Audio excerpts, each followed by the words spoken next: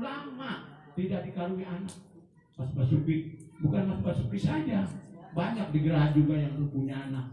Bahkan itu saya juga kasihan oleh Pak Haji Andi, doain mudah-mudahan beliau mendapatkan anak. Amin. Ayahnya luar biasa. Andai pun aku mempunyai anak, seorang anak, la adbahannahu fisabilillah. Bahkan anak tersebut akan saya sembelih dengan jalan Allah. Kira-kira Pak Basuki ngomong itu berani nggak? Ayo, berani nggak? Lah enggak, itu mau manusia. Tapi kan itu dari keyakinan, dari tauhid. Kalau ini Nabi kata Pak Basuki, atuh murah itu mau pakai katanya Nabi, ya tuh wajar aja ngomong begitu. Lah itu mah artinya mendidik daripada keyakinan kita. Dari tidak mempunyai anak, Nabi Ibrahim itu mendidik kesabaran kita. Kemudian ketika mempunyai anak, Nabiullah Ibrahim diuji dengan ketauhidan untuk menyembelih anaknya karena sudah sumpah. Kemudian falamma qala Ibrahim alaihissalam hadal qaul, ketika Nabi Ibrahim alaihissalam berkata pada perkataan wallahi law kana li ibnun la adbahannahu fi sabilillah wa taqarraba bihi ila Allah, akhirnya famadha alaihi zamanun, udah lewat mangsa yang dilewati pada waktu Nabiullah Ibrahim alaihissalam ketika mengucapkan wallahi, sehingga panasya hadal qaul, akhirnya Nabi Ibrahim pun lupa pada ucapan Nabi Ibrahim sendiri. Para maja'a ilal ardil muqaddasati, maka ketika datang Nabiullah Ibrahim alaihissalam ilal ardil muqaddasati, maring ardi muqaddasah yaitu daerah Mina, sa'ala rabbahu alwalad, akhirnya minta pada Allah.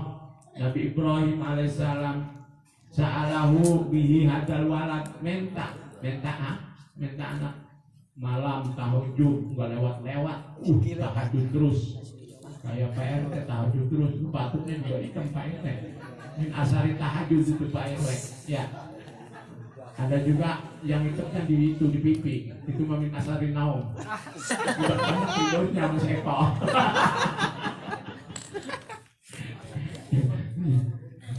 Teruskan sa'ala rabbahu alwadad, minta ingin mempunyai keturunan. Sebab ketika kita rumah tangga, betapa hampanya, betapa sedihnya, betapa nelongsonya bila mana kita membangun rumah tangga tapi tidak membuahkan atau tidak punya anak.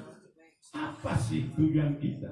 Ketika kita punya anak, kemudian anak tersebut kita didik, akan menjadi kehidupan estafet bagi kita untuk kelangsungan masa depan, teruntuk lagi kita untuk masa-masa yang akan datang, yaitu hari nanti ketika kita meninggal. Insya Allah ketika anak kita dididik dengan didikan agama, maka ketika kita meninggal, maka ketika kita mati, maka insya Allah baik Fatihahnya, Qulhunya, atau Qul a'udzu birabbil nasnya, Mu'awwidhatainnya, ataupun istilahnya Yasinnya, itu tiap malam itu dibacain sama anaknya. Untung apa untung? Untung. Makanya ketika kita punya anak senang. Apalagi nanti kalau anaknya banyak, ini yang baca ini. Oh saya aja tasyakur binikmat, artinya tahadusan ini. Kalau pulang dari geraha nih, ini datang. Assalamualaikum, langsung pada anak tuh yang megang kaki, yang megang tangan, yang megang kepala. Nggak bagian, anaknya terlalu banyak jadi pada megang semua. Abi datang. Bawa apa abinya? Plastik. Ya Allah, itu luar biasa. Ketika kita pulang jauh-jauh, bawa tentengan. Kita punya anak, ya Allah, luar biasa. Disambut oleh anak kita.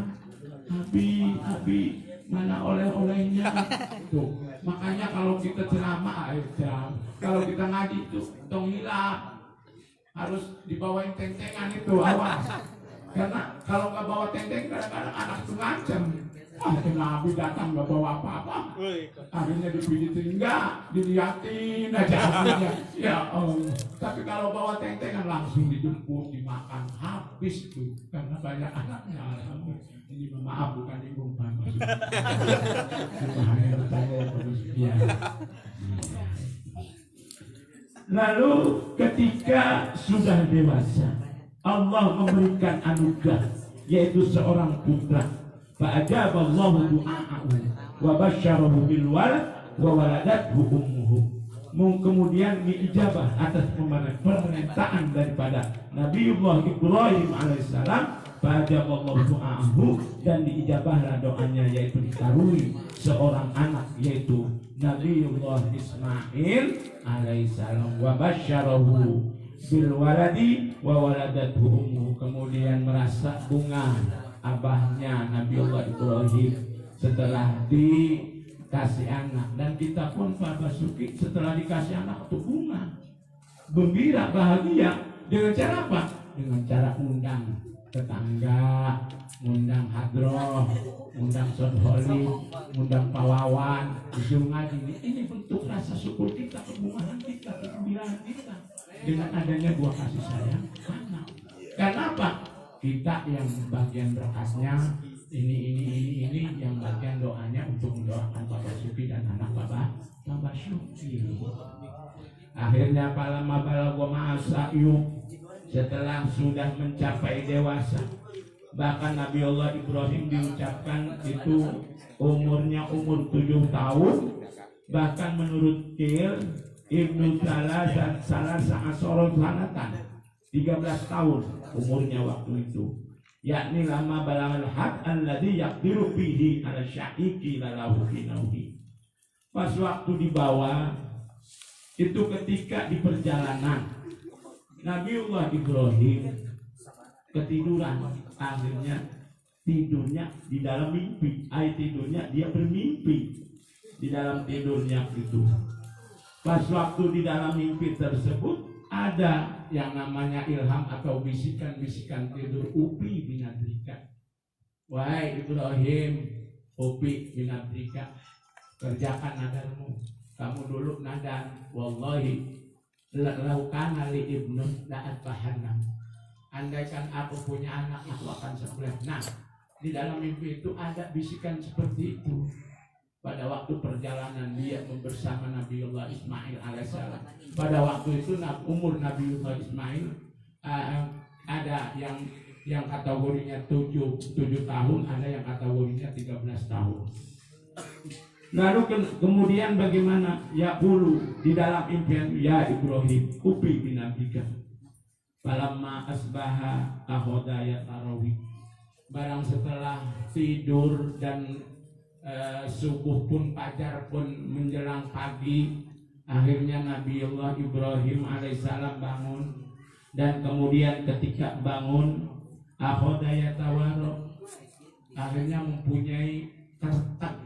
Apa kertak kalau bahasa Indonesianya? Jembatan. Bantal. Bantal tidur atau kertak. Jembatan. Ini enggak tuh niat membuka kertak. Firasat, punya firasat akhoda, jadi mempunyai firasat bahwa di dalam mimpi tersebut Nabiullah Ibrahim mempunyai kerja. Ya Allah, gimana jembatan barang dari syaitan atau dari Allah, sebutnya itu. Ayat tafakkaru am huwa minallah am minasyaitan. Akhirnya Nabiullah Ibrahim ketika mimpi, kemudian mimpi bangun, mempunyai pikiran bahwa apakah mimpi ini memang betul datangnya dari Allah atau dari setan. Kan kadang-kadang kita juga sering bertanya kalau mimpi itu kan kita memimpinya setiap mimpi itu tengah bolong. Waktu pas jam 9 itu mimpinya diundang-undang itu kambing atau diundang-undang anjing, itu capeknya luar biasa. Jadi ketika dia mimpi, dia bertanya dalam hatinya, am huwa minasyaitan am minallah, apakah ini datangnya dari syaitan atau datangnya dari Allah? Falida sumia yaumut tarwiyah, sehingga adanya keraguan daripada mimpi Nabi Ibrahim, maka disebutnya hari tarwiyah. Tuh. Kemudian palamma amsi zalika ro'asanian fil manami. Palamma amsi, maka kemudian berjalan lagi Nabi, lalu di istilahnya di perjalanan melewati malam hari, kemudian tidur Nabiullah Ibrahim. Lalu setelah tidur dia ro'asanian, mimpi yang kedua kali. Fil manami, mimpi yang kedua kali. Falamma asbaha aroka annahu minallah, maka ketika dia bangun subuh-subuh, memastikan bahwa ini impian kedua ini datangnya dari Allah Subhanahu wa ta'ala. Walida sumia dzalika yaumul arba'ah, sehingga dengan mimpi kedua Nabiullah Ibrahim bersama Nabiullah Ismail alaihissalam tersebut disebutnya hari Arafah. Wa ismu dzalikal makan Arafatun, dan nama daripada tempat tersebut yaitu Arafah, di mana Arafah adalah pusatnya kita pergi haji. Di situ dikatakan bahwa al-hajju Arafatun, haji itu Arafah. Bila mana kita tidak hadir, tidak jadi itunya apa hajinya. Sebab itu daripada rukun haji yaitu kita berdiam di tanah Arafah. Sumaro'a bilalati salisati mislahu, kemudian mimpi lagi yang ketiga. Nah, yang ketiga tersebut Bahama bin Nahrihi, maka kemudian dengan istilahnya apa ya? Dengan istilahnya janji dan nadarnya itu akhirnya mimpi yang ketiga kali Bahama bin Nahrihi, maka dia mempunyai niat tujuan untuk menyembelih daripada anaknya tersebut. Walidalika saumin nahri, maka dengan hal itu dikatakanlah sebagai yaumin nahri, hari penyembelihan korban, yaitu tanggal 10. Kalau tanggal 9 yaitu hari Arafah atau yaumul arafah. Kalau yang ke-8 hari tarwiyah. Hari Arafah itu hukumnya ketika kita puasa, sunnahnya sunnah muakkad, mendekati daripada wajib. Kalau yang bisa 10 hari 9 dari tanggal 1 sampai tanggal 9. Kalau kita nggak biasa puasa, cukup cuma hanya tarwiyah dan Arafah doang. Mudah-mudahan bisa dipahami dan mudah-mudahan bisa direalisasikan dalam kehidupan kita bahwa sesungguhnya ajaran-ajaran Nabiullah Ibrahim alaihissalam dan Nabiullah Ismail alaihissalam, satu, mendidik kita untuk mempunyai sifat sabar. Yang kedua, mendidik kita untuk mempunyai sifat keyakinan.